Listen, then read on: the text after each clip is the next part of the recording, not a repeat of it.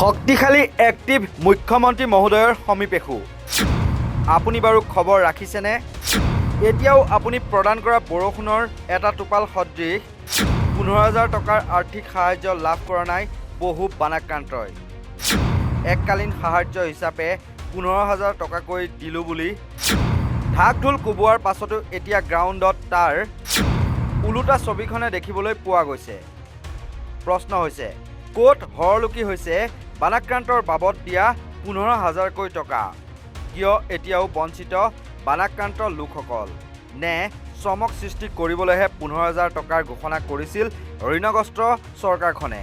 চৰাইদেউ জিলাৰ বৃহত্তৰ সোণাৰী অঞ্চলৰ 2-1-এ 15,000 টকাৰ আৰ্থিক সাহায্য লাভ কৰিছে যদিও এতিয়াও বহুসংখ্যক লোক এই চৰকাৰী আৰ্থিক সাহায্যৰ পৰা বঞ্চিত হৈ আছে। তাক লৈ এতিয়া ক্ষোভ উজাৰিছে একাংশ সাহায্যৰ পৰা বঞ্চিত বানাক্ৰান্তই। যিসকল দানৱে আচলতে যিবোৰ দানৱৰূপী মানুহে প্ৰকৃতিক ধ্বংস কৰি যি এই মহাপ্ৰলয় বানৰ সৃষ্টি কৰিলে তেখেতসকলক গৰিহণা দিছোঁ আৰু চৰকাৰলৈ বিনম্ৰতা অনুৰোধ জনাওঁ এইসকল দানৱক চিনাক্ত কৰি বিহিত ব্যৱস্থা ল'ব লাগে। আৰু দ্বিতীয় কথাটো হ'ল আমাৰ মাননীয় মুখ্যমন্ত্ৰী মহোদয়ে এক প্ৰতিশ্ৰুতি দিছিল, সেইটো কোনো নগৰবাসী বা গাঁওবাসীয়ে সেই প্ৰতিশ্ৰুতি দিয়া নাছিল। সেই প্ৰতিশ্ৰুতি দিছিল মাননীয় মুখ্যমন্ত্ৰী হিমন্ত বিশ্ব শৰ্মাই। তেখেতে কৈছিল যে যিসকল বানত বিধ্বস্ত যিসকল লোক তেওঁলোকক প্ৰতি ঘৰৰ প্ৰতি 15,000 টকাকৈ দিম বুলি এক প্ৰতিশ্ৰুতি দিছিল 3, 4, 5 তাৰিখৰ ভিতৰত। আৰু এতিয়া দেখিলোঁ অকল আমাৰ সোণাৰী নগৰতে নহয়, আশে পাশে যিসকল গাঁও এৰিয়া আছে, চৰাইদেউ জিলাখনৰ যিবিলাক গাঁও আছে সেই গাঁওবিলাকৰ বহুত লোকৰ 15,000 টকাকৈ সোমোৱা নাই। এটা বিশৃংখল পৰিৱেশৰ সৃষ্টি হৈছে, অলপ খেলি মেলি সৃষ্টি হৈছে। গতিকে মাননীয় মুখ্যমন্ত্ৰী মহোদয়লৈ মই অনুৰোধ জনাওঁ, আপুনি ইয়াৰ ওপৰত এক পৰ্যালোচনা কৰি এক সূক্ষ্ম বিশ্লেষণ কৰি ইয়াৰ বিহিত ব্যৱস্থা ল'ব লাগে। আৰু আমাৰ কেতিয়াবা প্ৰশ্ন হয়, আচলতে সোধা কথা নহয়, কেতিয়াবা প্ৰশ্ন হয়, আপোনাৰ সাহায্য পুঁজি লৈ যিসকল লোকে সাহায্য দিছে, অইল ইণ্ডিয়াৰ পৰা আদি কৰি আদানী আম্বানীৰ পৰা আদি কৰি বহুত লোকে সাহায্য দিছে, আপুনি কি সেই সাহায্য পোৱা নাই নেকি? আচলতে আমি নগৰবাসী বা গাঁওবাসীয়ে কোনো লোকে চৰাইদেউ জিলাৰ কোনো লোকে আপোনাক 15,000 টকা দিব লাগে বুলি আমি ডিমাণ্ড দিয়া নাছিল। প্ৰতিশ্ৰুতি আপুনি দিছিল আৰু প্ৰতিশ্ৰুতি আপুনি পালন কৰিলে নিশ্চয় আমি সুখী হ'ম, আপোনাক ধন্যবাদ জ্ঞাপন কৰিম, কৃতজ্ঞতা জ্ঞাপন কৰিম। আৰু এটা কথা ওলাই আছে যে ভাড়াতীয়া মানুহে পইচাটো নাপায়, তেনেকুৱা ধৰণৰ এটা কথা ওলাই আছে। নহয়, ভাড়াতীয়া মানুহ বা ভাড়া দিয়া মানুহ বুলি এইটো কথা নাই। বানপানীটো ধনী দুখীয়া লৈ পিনে অহা নাই নহয়, বানপানীয়ে সকলোকে বিধ্বস্ত কৰি থৈ গৈছে। সেই ভাড়াঘৰত যিসকল আছিল তেওঁলোকৰ সম্পত্তি ধ্বংস কৰি গৈছে, যিসকল লোকে ভাড়া দিছিল তেওঁলোকৰ ধ্বংস। বহুত গাড়ী আমাৰ সোণাৰী নগৰতে প্ৰায় 90% মানুহৰ গাড়ী ধ্বংস হৈ গৈছে। এই 15,000টো আচলতে একোৱেই নহয়। গতিকে ইয়াৰ ওপৰত এটা তদন্ত আৰম্ভ কৰিব লাগে। তদন্ত আৰম্ভ কৰি বিহিত ব্যৱস্থা ল'লে ৰাইজে ভাল পাব। আপোনাক বিশেষ নকওঁ, ধন্যবাদ। মাননীয় মুখ্যমন্ত্ৰী মহোদয়, আপুনি বানপীড়িতসকলক যিখিনি সাহায্য দিয়াৰ কথা ঘোষণা কৰিছিলে, ইতিমধ্যে আমিও বানপীড়িত মানুহ, কিন্তু আমি আজিলৈকে এটাও সুবিধা পোৱা নাই। আৰু আমি আপুনি দিয়া যিটো 15,000 টকা আজিলৈকে আমাৰ একাউণ্টত সোমোৱা নাই। আমি কিন্তু একাউণ্টৰ নাম্বাৰ আৰু এইটো কি বুলি কয় আধাৰ কাৰ্ডটো দিছোঁ, কিন্তু আজিলৈকে আমাৰ একো আমি সহায় পোৱা নাই আপোনাৰ পৰা। কি বুলি ভাবে আপুনি? এই ক্ষেত্ৰত কি বুলি ভাবে? এই ক্ষেত্ৰত যিকেইজন ছাৰ্ভে কৰিবলৈ আহিছিলে তেওঁলোকৰ গাত হয়তো দুখ আছে, আৰু ইয়াত অলপমান ৰাজনৈতিকো চাল আছে নেকি, এনেকুৱা নিচিনাই লাগিছে। আচ্ছা, মইতো হ'ল 12 নম্বৰ ৱাৰ্ডত। দেওবাৰে ৰাতি পানী আহিছে আৰু বৃহস্পতিবাৰে ৰাতি ঘৰত থাকিবলৈ গৈছোঁ। এই গোটেইকেইদিন ঘৰৰ বাহিৰত আমি কটাবলগীয়া হৈছে। ঘৰত যথেষ্ট অনিষ্ট সাধন হ'ল। ঘৰো আমাৰ প্ৰায় বহি গৈছে, পকা ঘৰ আছিলে কিন্তু পানীত বহি গৈছে, ফাটি গৈছে।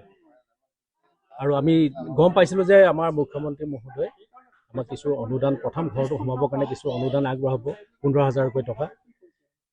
আৰু সেইমতে আহিছিলোঁ ছাৰ্ভে কৰিবলৈ, মানুহো আহিছিলে, ফটোও লৈ গৈছিলে। কিন্তু আজি কুপতি মোৰ ঘৰৰ ওচৰৰ চাৰিওফালে সকলোৱে কিন্তু পালে, কিন্তু আমি কেইজনমান মানুহ আছোঁ 12 নম্বৰ ৱাৰ্ডৰ, আমি কিন্তু আজি কুপতি আমি পোৱা নাই। এই মুহূৰ্তলৈকে আমি কোনো ধৰণৰ পইচা বা তেনেকৈ 15,000 টকা কোনো অনুদান আমি পোৱা নাই।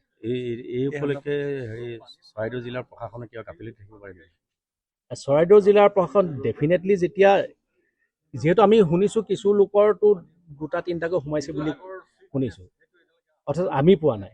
গতিকে ডেফিনেটলি ইয়াৰ কাৰোবাৰ গাফিলতিয়ে হ'ব লাগিব। যি পাব লাগে নাই পোৱা, আৰু যিসকলৰ ঘৰত তোমাৰ 2-3টাকৈ সোমাইছে, তেতিয়াতো ক'ৰবাত নিশ্চয় গাফিলতি আছে। এই 12 নম্বৰ ৱাৰ্ডত যথেষ্ট মানুহ কিছুমান মানুহৰ ঘৰত পানী সোমোৱা নাই কিন্তু টকা পোৱা তেনেকুৱা কিবা পৰিলক্ষিত হৈছে নেকি? তেনেকুৱা হয়তো পাইছে। এতিয়া ধৰক কোনে কোনে কি পাইছে ক'বলৈ বেয়া, ৰাজহুৱাভাৱে এইটো ক'বলৈ বেয়া, কিন্তু পাইছে। হোৱাৰ 5 দিনলৈকে আমি ইয়াত পৰা ওলাই যাব পৰা অৱস্থাত নাছিলোঁ। এৰিঙিলৈকে পানী এই ৰাস্তাটোত, আৰু সমস্ত পানীটো এই ৰাস্তাটোৰ মাজেদি যায়। ইয়াৰ পানী ওলাই যোৱাৰ ব্যৱস্থাও নাই মই 13 নম্বৰ ৱাৰ্ডত বিশেষকৈ।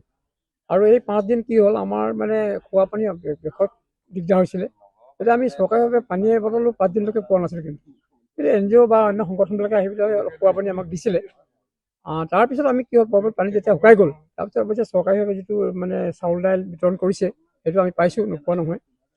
তাৰপিছতো আমি দেখা গৈছে যে এতিয়া আমাৰ এই পানী শুকাই যোৱাৰ পিছত আমি শুনিছোঁ যিবিলাক ক্ষয়ক্ষতি হ'ল ৰাইজৰ, এই ক্ষয়ক্ষতিটো পূৰণ কৰিবৰ কাৰণে সামান্য হ'লেও চৰকাৰৰ পৰা 15,000কৈ টকা দিছে বুলি আমি গম পালোঁ।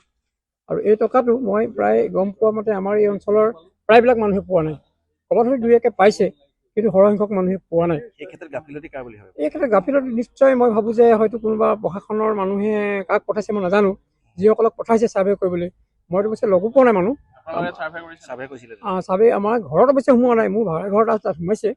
আৰু হ'ল কি এই অঞ্চলত বহুত মানুহৰ ঘৰত সোমোৱা নাই, আৰু মানে সুধিছে যে আপোনালোকক কাপোৰ লাগিব নেকি। আৰু ৰাইজে কৈছে যে কাপোৰ আমাৰ নালাগে, আমি কাপোৰ আমাৰ যিবোৰ বাকচত আছে অন্য কাপোৰ আমি কিছুমান অন্যক দিছোঁহে।